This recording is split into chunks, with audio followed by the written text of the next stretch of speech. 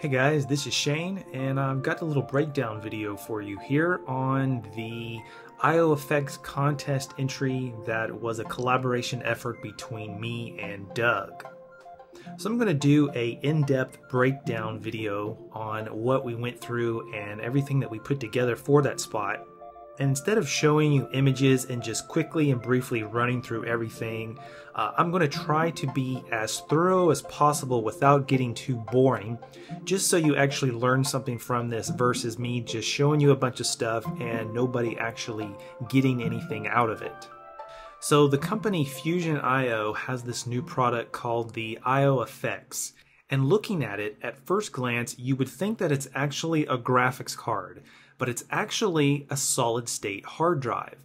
So here's a couple of images here that are provided by Fusion IO. And these here are some of the assets that were provided for the contest that you could use if you wanted to, or you could just use them as a reference image. So this is actually a solid-state drive. It's 460 gigabytes.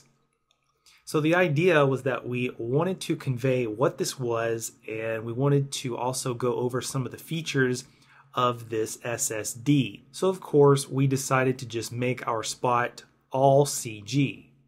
So I've got a bunch of different previews here. Some of these are animations, some of them are still images just from where we tried different things. We tried the physical render, however, the physical render was actually taking way too long and the image was very grainy. So in order to deal with that, we had to turn up the sampling rate on the physical render, and by doing that, the render time doubled, and it was actually taking a very long time, and we didn't want to have to wait that long because we knew that the contest deadline was approaching. So we went ahead and just rendered with the standard render. So the first thing that I want to do is just go over the modeling. Alright, so here is the card. This was all modeled, of course, using sub-D modeling, which involves polygon modeling, and then in order to get the subdivisions for the rounding, we'll just drop that into a HyperNerbs object. So here it is here.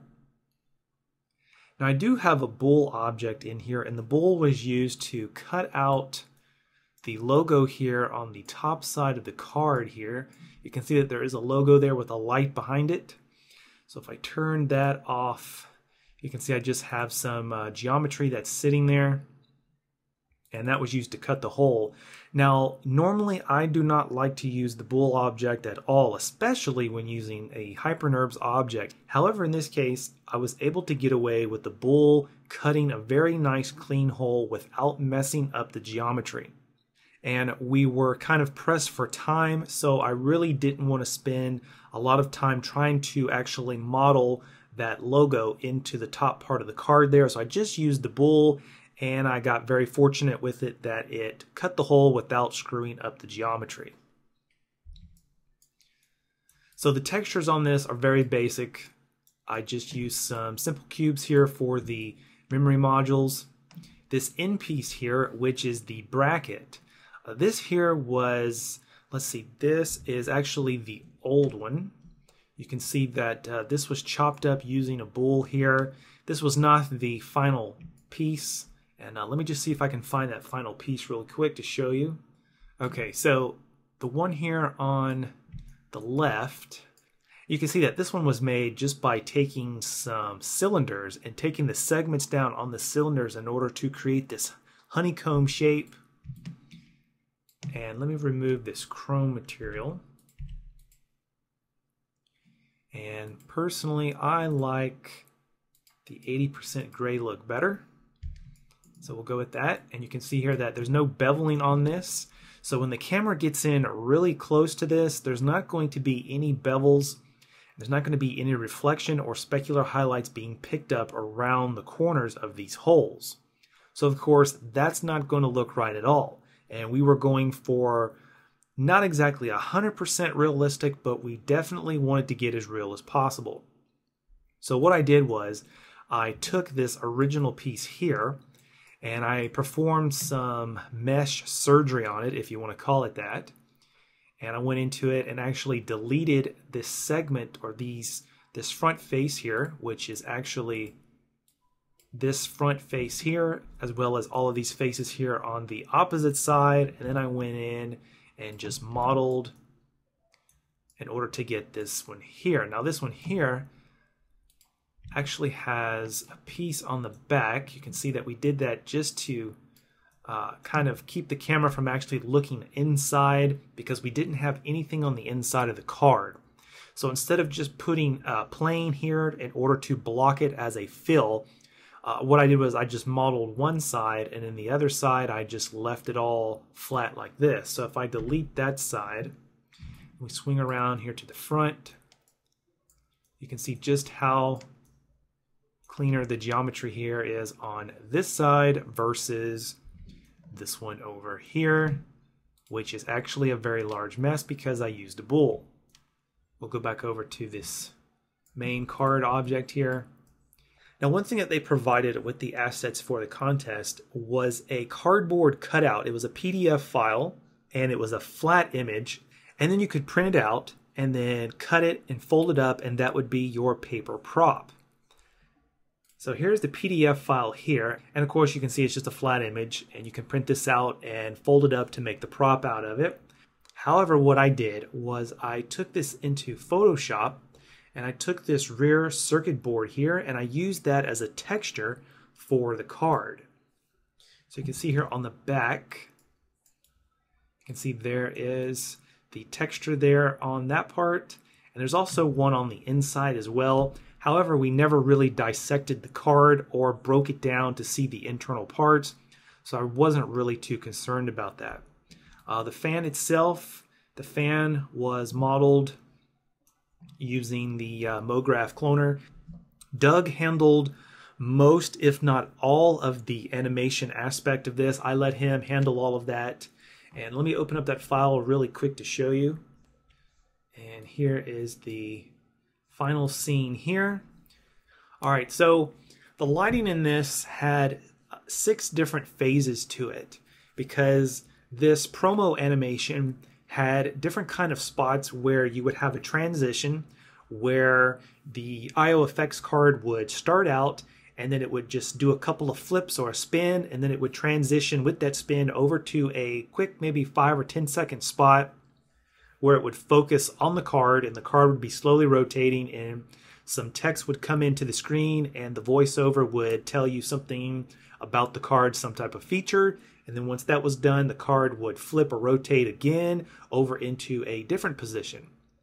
Now, the thing about this is that whenever you light your scene, especially when you're lighting an object that's moving around, we wanted to get really nice specular highlights, and we wanted to get a nice gradient fall off of the lighting on the actual card itself. However, when you have a card that's flipping around like this all the time, you're going to get a bunch of hot spots. You're going to get some specular places where it's really contrasted. So what I did was I came up with this blending light rig. And let me jump out of the camera to show you what I mean by a blending light rig. All right, now the way this blending light rig works is that we have 6 different phases, and each phase represents the spot in which the card stops spinning through its transition in order for the voiceover to come on and talk about the feature for maybe 4 or 5 seconds or however long it lasted. So what we have here in the beginning, we only have a light here on the front that's illuminating this ioFX logo, because this is a illuminating part of the card, and it's kind of casting the light out onto the floor. So the card comes close to the camera, and then it flips over, and now it's flipped over so the face is pointing up. Now you can see here for the control that the phase 1 light rig has now been turned on. So we'll go over here to the Xpresso for this light rig, and this is the Xpresso here. So what I have here is just a controller, and let me click on this here for the controller. Here's the user data, and what I have here is some sliders, and each slider represents each phase. So we have 6 sliders for each 6 of the light phases. So what I did was I built a light rig that works best for each one of the phases. So here is phase 1. So if I turn on phase 1, you can see here we have 2 area lights, And these lights have been positioned on where they look the best with this camera angle. So I took those two lights, and what I did in the Xpresso here for phase 1, so let me go up here to where phase 1 is. Here's phase 1. So we have the two lights here in this group, and the intensity and the visibility multiplier have been added to the input ports of these two nodes for these two area lights. So for the user data slider for phase 1, I just connected that to both the intensity and the visibility multiplier for both of those lights. Now that means that the phase 1 slider here controls both of those lights. So I did this for all 6 of these groups.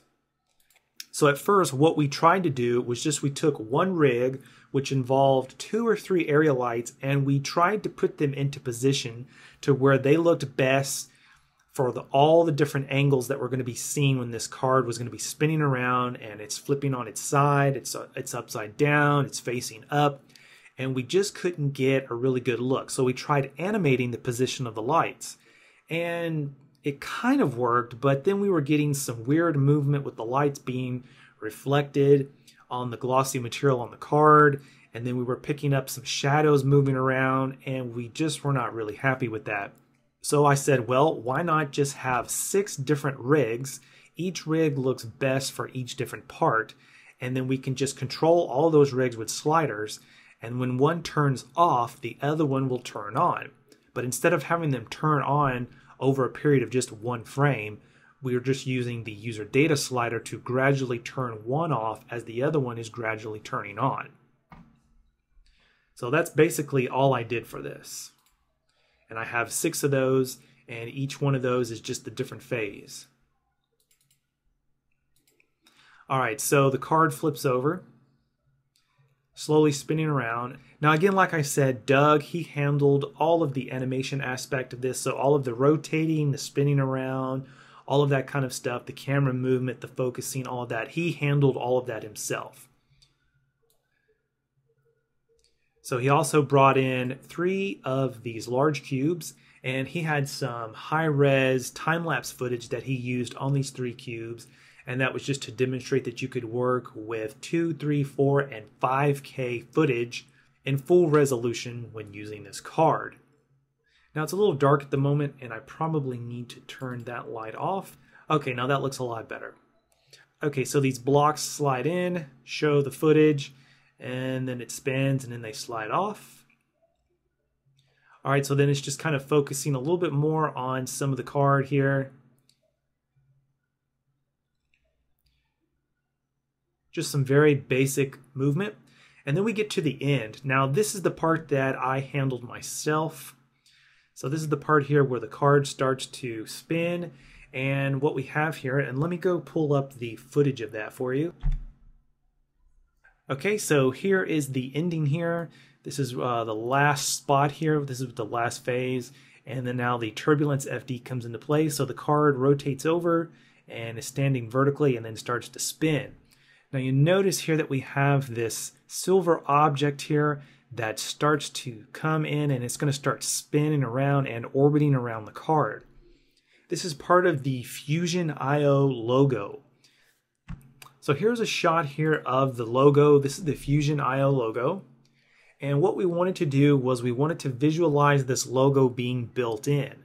Now normally when you build in a logo, you'd probably model it and then maybe use MoGraph or something with a random effector or a plane effector or something to kind of like build the logo in, kind of like maybe a transformer style build in or something like that. But since this deals with fusion, and it deals with this, what appears to be some type of orbiting nucleus, or you got electrons or neutrons or something like that orbiting around, we wanted to have these 3 parts of this logo orbiting around something, and then we wanted to maybe catch them on fire and then have them morph into the logo itself. So what I did was I modeled this Fusion logo here, and I'll pull that up for you to show you how I modeled it. Okay, so here is the logo here, and it's just a very basic and simple modeling job for this. Nothing too complicated. Each one of these is split off into its own separate object here. And I went into a front view and I took this image here and I just dropped it into the viewport. That way I could have a frontal view of this logo. And then I just started with a plane and then just made some extrusions in line mode, and then that's how I did that. So just to quickly show you what I did, let's go into a front view. And I took a plane. The width and the height segments down to 1. And just kind of scaled that down like that. Made that editable. And then I just went into edge mode and just started extruding in order to make the blade style orbiting logo there, and just move some points around in order to get a really nice flow of edges. And then drop that into the HyperNerve object. You can see here, I'll just click on one of these. You can see what it looks like, how it was modeled. Drop that into the HyperNerve. That provided all of the smoothing and the rounding for us. And that's how I did that. So of course that was very simple and easy to put together. So I took those 3 objects, which were those 3 blade orbit objects, and I started playing around with some ideas on how we could incorporate those spinning around and then morphing into the logo itself. So I'm going to show you a couple of the R&D animations that we kind of went over. So here's the first one here. This is the blade style orbit. We were just kind of playing around with a couple of ideas. So I'm going to play this and hopefully you'll be able to see this as it plays. These here are just 3 blades that I quickly put together just to show them kind of orbiting around. Another one here would be this one here. This is the actual logo. And this one here, while it kind of looks cool, it just really wasn't going to cut it because the card had to be in the middle. And of course, with these things just kind of moving around like that, that wasn't going to work out too well. So we kind of scrapped that idea. And then there was this one here. So these were the 3 objects spinning around and then they morphed into the logo. Now this one here was the one that we originally were happy with. And we started playing around with this and we were actually going to use this one. And this one here uses the spline wrap object. So what I'll do is I'll pull that up for you so you can see how that one was put together. And I believe it's this one here. So I'll open that up. Okay, here we go. So what I have here is a HyperNerve in order to provide the smoothing on the geometry. And I have 3 nulls here, left, middle, and right, each one representing each one of these blades. And then we have the spline wrap object, which is wrapping each one of those pieces around a spline. So I'm going to unhide these splines so you can see them. There are the 3 splines there, and they've just been positioned there at different angles to mimic an orbiting style. So all I did here was on the spline wrap objects, and these are all set up the same way, was that I keyframe the strength. So here we have at frame 90, it's at 100, and then at frame 120, it'll go down to 0. So here's the blades spinning around. And then once we get to frame 90, the strength is going to start to go down, which is taking it off of the spline wrap, and it's actually morphing these objects back into their original position, which in this case was the logo. So here we have all 3 of these, and I'm kind of in the wrong direction here. There we go. So I'll go back. So there they are spinning around, and then over the period here of 30 frames, I believe, they morph back into the original logo. So that's what we originally came up with. And then we started playing around with some Turbulence FD. Let me open this up here and let me show you some of these Turbulence FD simulations. So here's a couple of shots here. This is all done with Turbulence FD. And this here was a shot of those 3 blades flying around on fire. And some of these turned out really well. Some of them needed some work. Let's see, this is probably the same one. Yeah, it is. All right, so here is another fire preview. This is the one we were testing out the reflection on the floor. Here we have another one here. And we kind of played around with the idea of this really dark, mysterious, billowing smoke that kind of gave the impression that something was going on the inside that was like really fiery and there was a lot of heat involved in it. But you really couldn't tell what it was because you just had all of this black smoke billowing around. And that kind of looked okay, but then at the end we decided, no, we'll just scrap that idea. So we decided not to go with that one. So here's a couple of tests here. Let's see, this one here. This is just some smoke, and we're using thinking particles along with turbulence FD in order to get these little embers that are kind of flying around.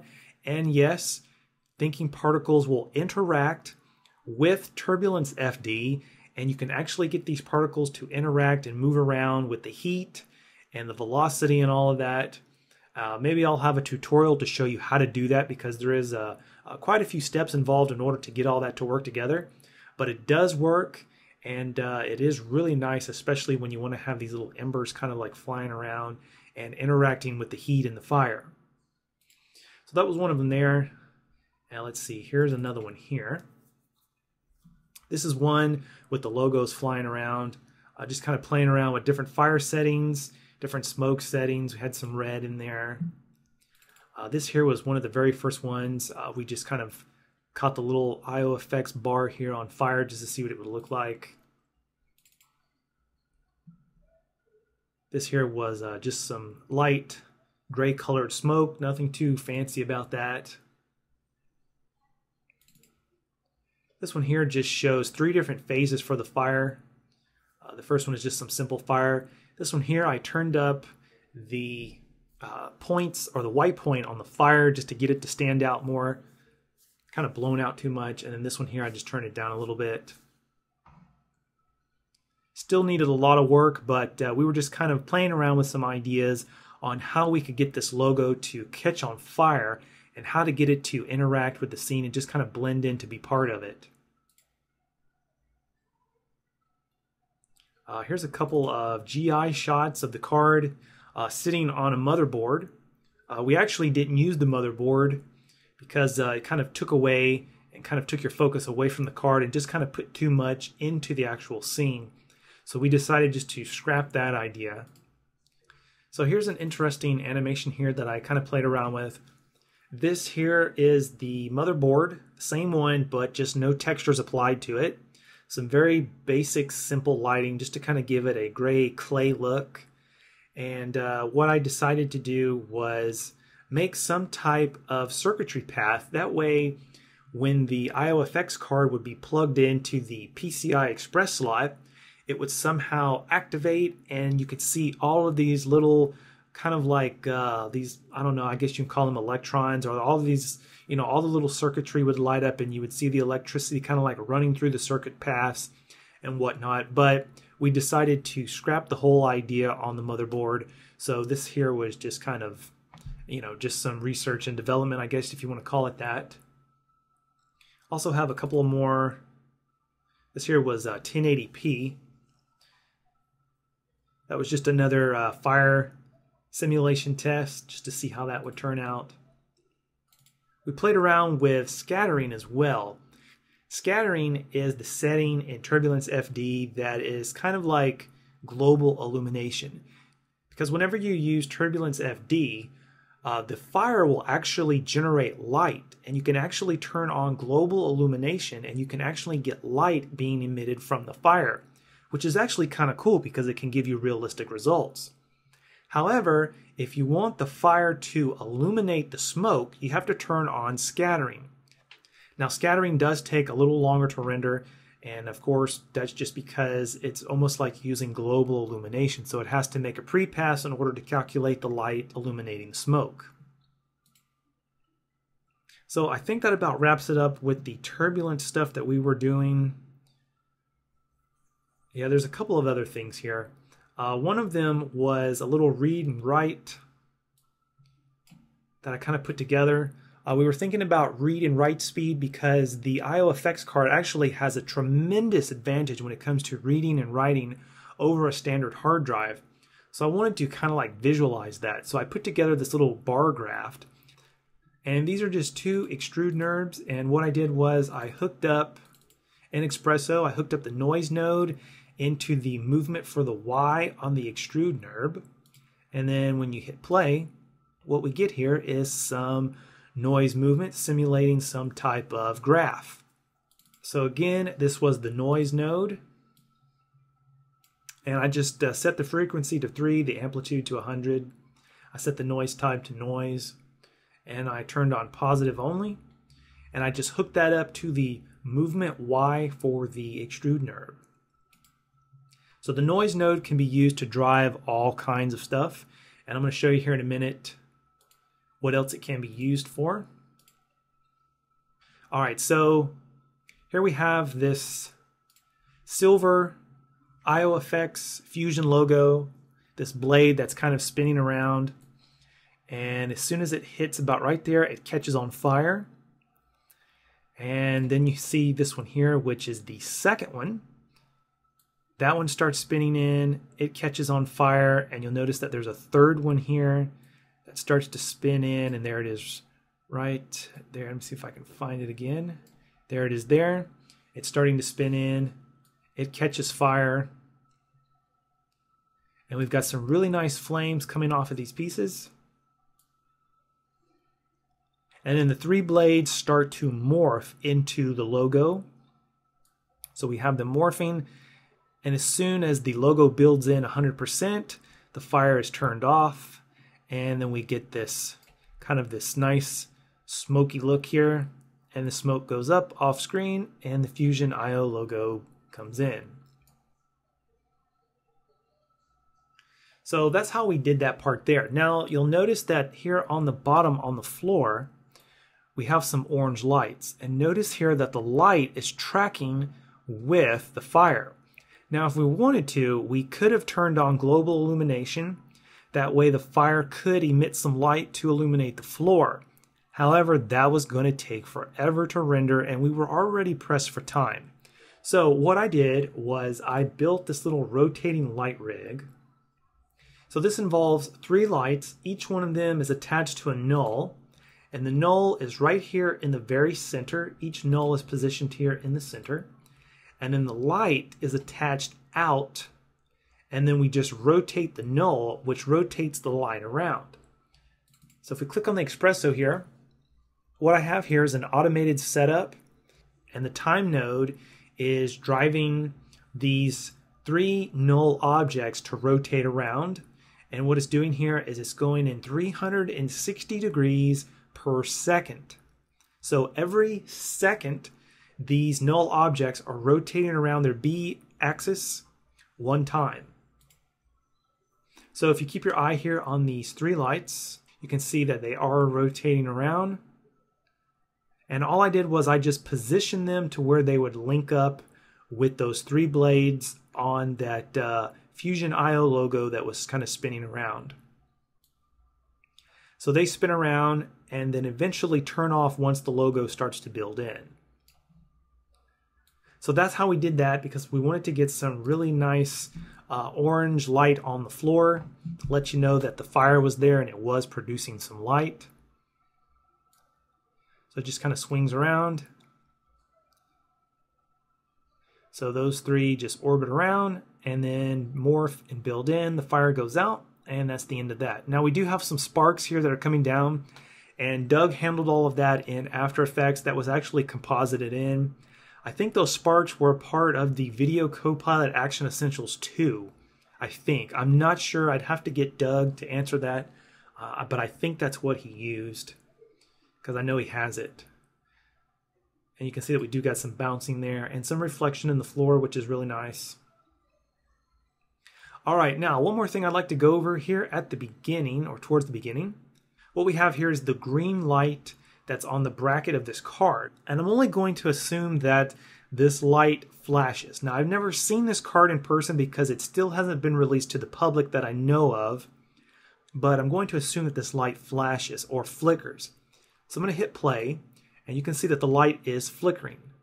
Now you're probably thinking that that was done with just a flare. Well, yeah, there is a flare on it, but the flickering was actually done with some Xpresso. And this is a really cool trick that you can use to basically flicker or blink anything you want to. So let me go into the card and let me see if I can find the Xpresso for that. Here we go, the green LED. This is just an area light that we placed there. And this is what the Xpresso looks like for that. What I have here is the green LED, which has a user data, which is just a bool user data. Now the bool user data is just a basic on and off switch. So what I did was I linked that into two condition nodes. The output is then piped into two noise nodes, and I'm using the amplitude for the noise nodes, and then the output of those noise nodes is the noise output port, and that goes into the intensity of the green LED. And we also have it going into the luminance material, which would be this material right here. This is what we used here for that light. The condition node has to drive the amplitude for the noise. So here for the noise we have amplitude, and the amplitude here is -5 and 0. And the reason why it's on 0 is because we need to go back to that particular part of the animation. There we go. Now we'll flip that back on. Okay, now the input on number 3 has gone up to 4. So what that means is that the amplitude is going to fluctuate between -5 and 4. And that amplitude is driving the intensity of the green LED. So what that means is that if we click on here and go to General, and all you need to do is just watch the intensity here for the light as I scrub through this, you can see that it is fluctuating. And by doing that, it's becoming brighter and then going down and then going brighter again. And it's all driven by the noise node. The noise node is producing noise, and the amplitude of that noise is determining how much intensity it is. But of course, in this case, we are controlling the amplitude with the condition node. And we're doing the same thing with the luminance material. All right, so I think that pretty much wraps up everything here on this breakdown for this ioFX entry. One last thing I just wanted to quickly show you was the Turbulence FD container. If I turn that on and just kind of scroll through this until those pieces start coming in, by default, the viewport display for the Turbulence is usually like a bluish green color. So if you go into the container, and let's go to the viewport preview, and we go down here to where it says shader, usually this is set to none. And that's usually what the default viewport shading looks like for the turbulence simulation. However, to get a better understanding of what your fire or smoke looks like, it's always nice to be able to go over here to the shader and change that to smoke. You can see what the actual smoke looks like that's being emitted, or you can change this over to fire, and there's your fire shader. So this is pretty cool, and this is what I usually set mine to. Now it is kind of slow depending on how much you actually have going on here in the scene, but it is fully 3D. You can orbit around, you can fly through it. So I thought that was pretty cool. Usually I see a lot of people working with Turbulence, and they always have the shader set to none, and that's the look that you get right there. And at first it was okay to work with it like that, but then I realized that there's actually a fire shader that's provided for you to use, and it gives you a better control over understanding how long the fire is being emitted, you know, what does the trailing end of the fire look like, and you know, so on. So I thought that was pretty cool that they actually have a fire shader built into it. So I just wanted to just quickly show that off, just a little quick tip there for you, for those of you that are into Turbulence FD stuff. So I think that pretty much wraps it up on this. If you guys have any questions, feel free to comment below, and I'll try to respond to as many questions as I can. So until next time, thanks for watching.